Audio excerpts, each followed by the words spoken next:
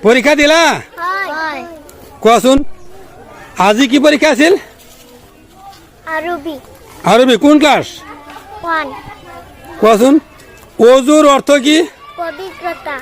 কুরআন শরীফ প্রথমতে কত আছিল লাউহে মাহফুজত কোন নবীক জুইত পেলাই দিয়া হৈছিল হযরত ইব্রাহিম আলাইহিস সালাম তৌরাত কোন নবীর উপৰত নাজিল হৈছিল হযরত মুসা আলাইহিস সালাম মহিলাসকলৰ জান্নাতৰ চৌধুৰাণী কোন হ'ব হযরত ফাতেমা রাদিয়াল্লাহু আনহা কোন গুহাত প্ৰথমতে কুরআন শরীফ নাজিল হৈছিল হেরা গুহা কুরআনত মুঠতে কেইটা সিজদাৰ আয়াত আছে জটা কোনো মানুহৰ মৃত্যুৰ সংবাদ শুনিলে কি দোৱা পঢ়িব লাগে ইন্না লিল্লাহি ওয়া ইন্না ইলাইহি রাজিউন ভালকৈ কোৱা ইন্না লিল্লাহি ওয়া ইন্না ইলাইহি রাজিউন কোনে ক'বা আৰু কোনে ক'বা ক'ব পাৰিবা কোৱা